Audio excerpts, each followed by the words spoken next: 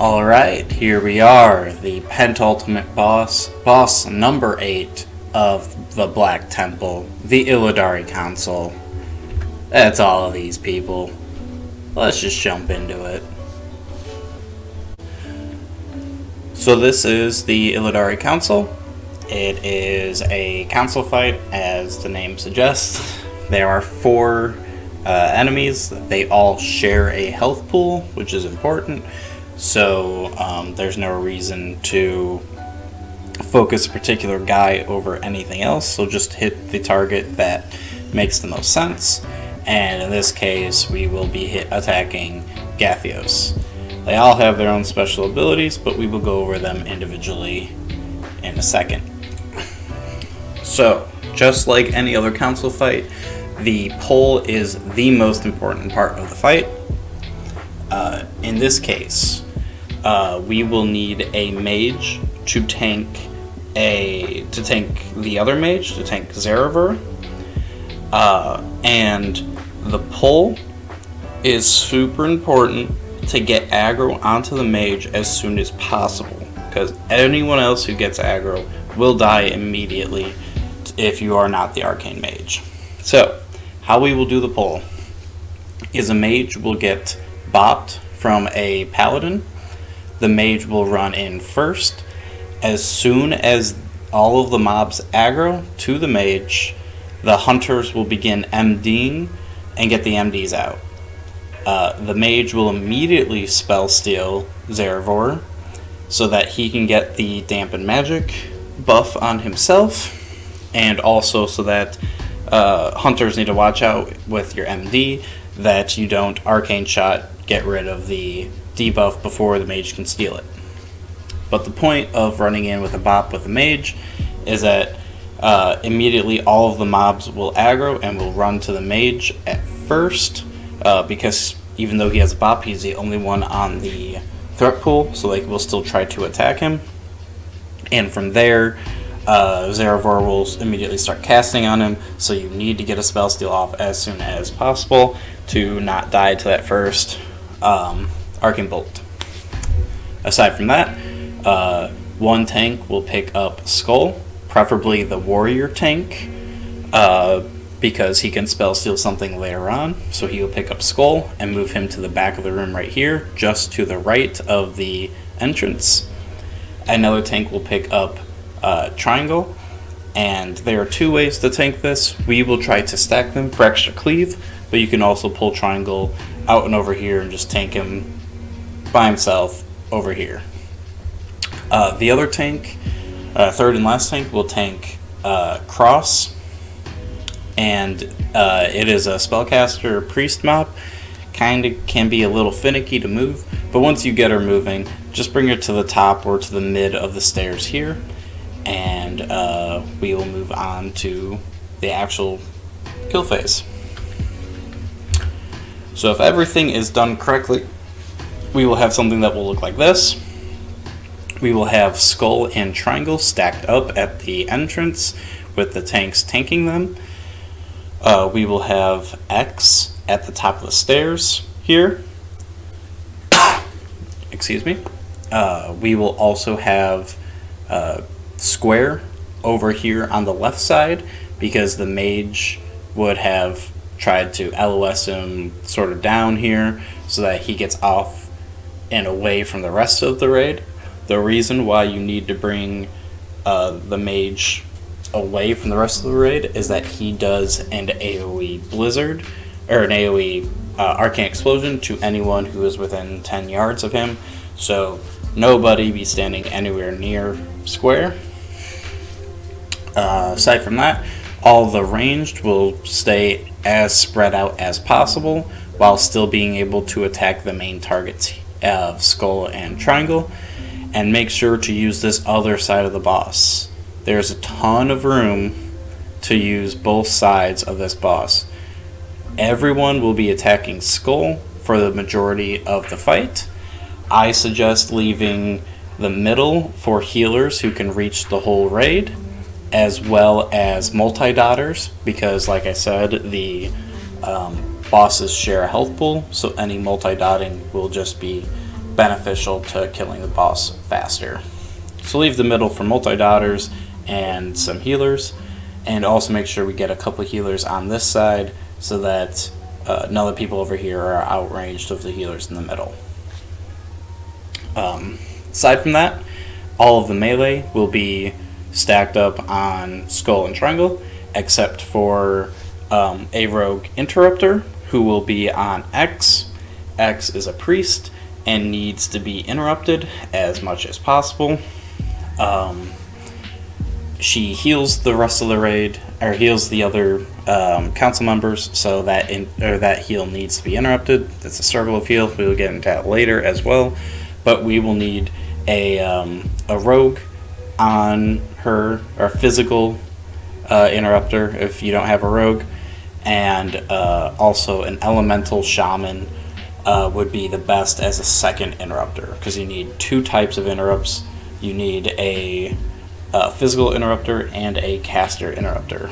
And again, like I mentioned on the Reliquary of Souls, if the rogue has the PvP gloves with the set bonus that lets their throw become a silence, then the rogue can be the sole interrupter, because that counts as a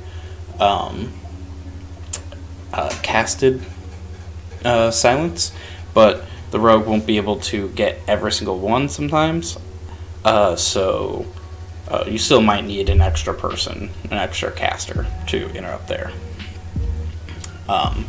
And also, there were some talks where the rogue silence was a physical silence or a spell silence.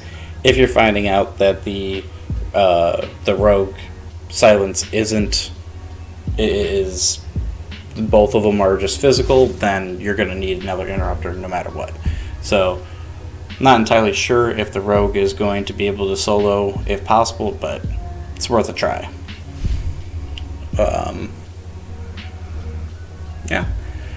So just going on to what the bosses actually do from here. Oh, and something I forgot to mention is there's going to be Skull is going to be casting a Consecrate throughout the fight. When he does Consecrate, the tank will just kite him around in this like circular pattern. Doesn't need to be an exact circle. It can kind of be more of a square. Really, just he does Consecrate, move him out of Consecrate, make sure the melee isn't going to be standing in Consecrate to hit the boss, and just keep moving around in a big circle here. Alright. So, Gathios the Shatterer, that will be Skull. That is the big guy that the warrior is tanking. The reason why the warrior tanks him is that he does a huge amount of physical damage. He hits very hard. Healers need to be able to react to that and heal the tanks. He also does a Seal of Command cast, or Judgment cast, that will do a crap load of damage to the tank. This can be spell reflected, however, so the warrior should be spell reflecting it as much as possible, as well as the spell reflect not only doing a bunch of damage, it gives the tank a bunch of threat, so they're not worrying about threat throughout the fight as they're constantly moving the boss and not being able to keep their threat up at all times. So warrior tanks are the best for this. Not necessary, but helpful. He will also sometimes cast a Hammer of Justice that will stun for 6 seconds, just healers dispel it, and obviously the Consecrate that I mentioned before, he will cast. He also will cast a Blessing of Protection and a Blessing of Spell Warding on to the other members of the party. It's random which one he picks, but he likes to pick X a lot.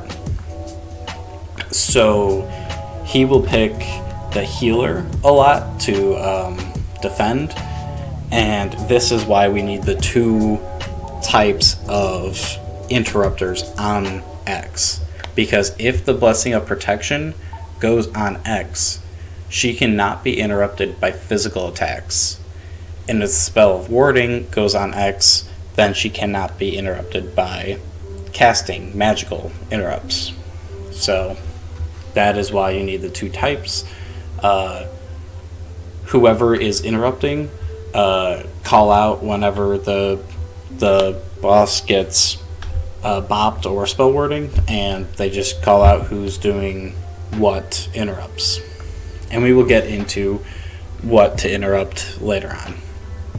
Another thing that can happen that's important is Gathios can bop triangle, which can be an issue later, but we will get into that as well. But that is something to also worry about. If you are the tank on triangle, just remember that is a thing that can happen. So moving on from Gathios, we have Varus Darkshadow. He is triangle. We will have an off tank pick him up and tank near skull for cleave damage.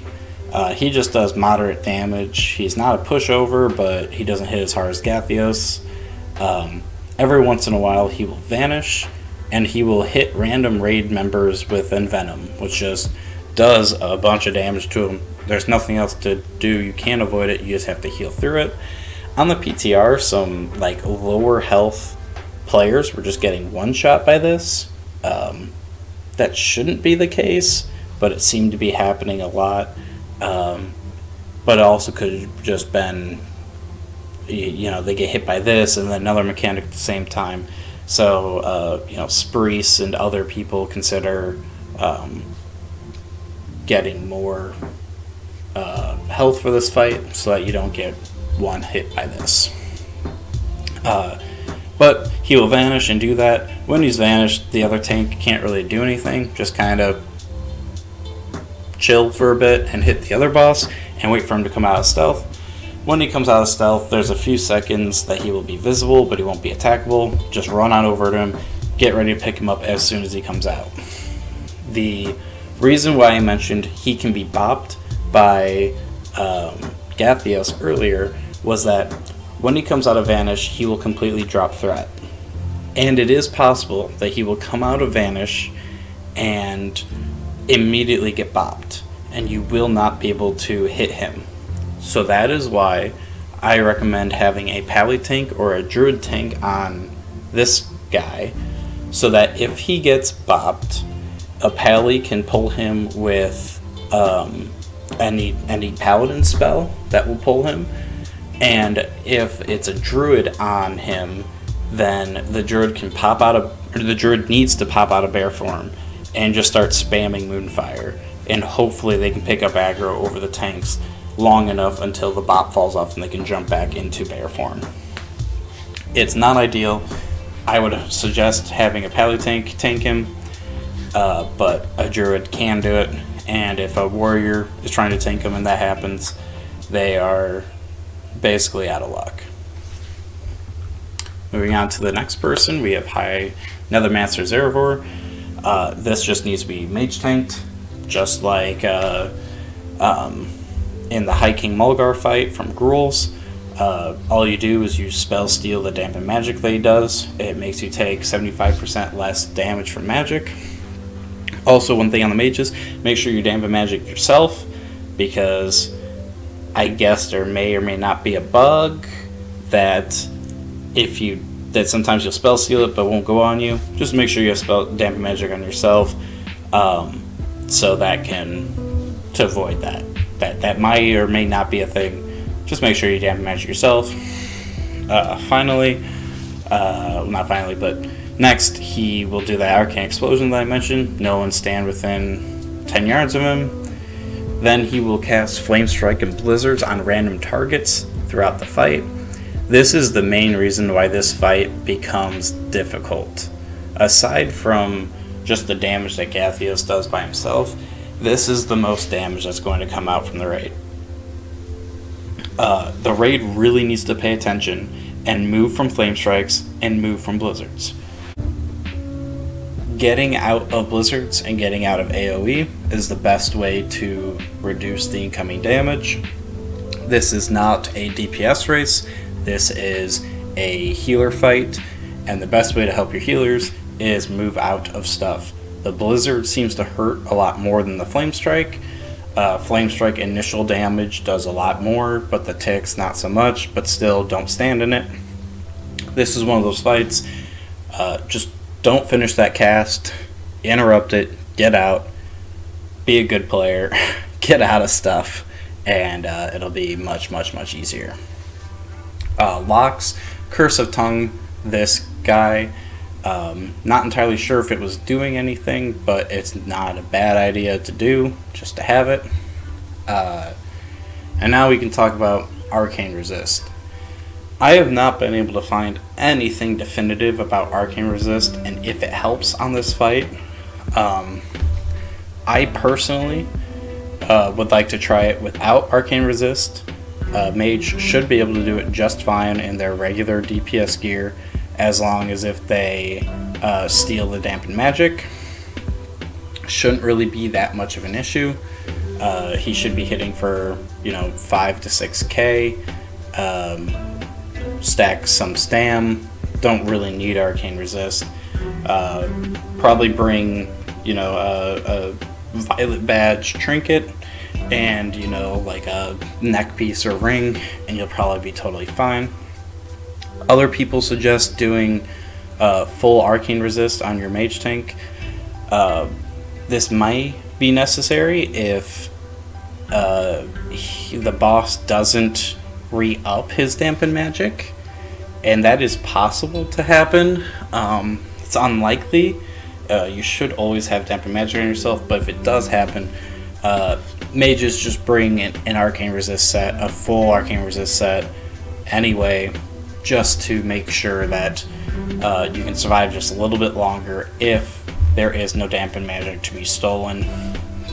It really sucks getting 75% into a fight and then a mechanic's not working correctly, and you wipe because of it. But I probably won't try the Arcane Resist. Nothing I've read says you need it, so probably just a stam trinket, Arcane Resist trinket, and it's a couple other pieces, but not going too crazy about it. Finally, we have Lady Malande. She, like I said, will regularly get Blessings of Protection and Spell Wording from Gathios. This is why we need the two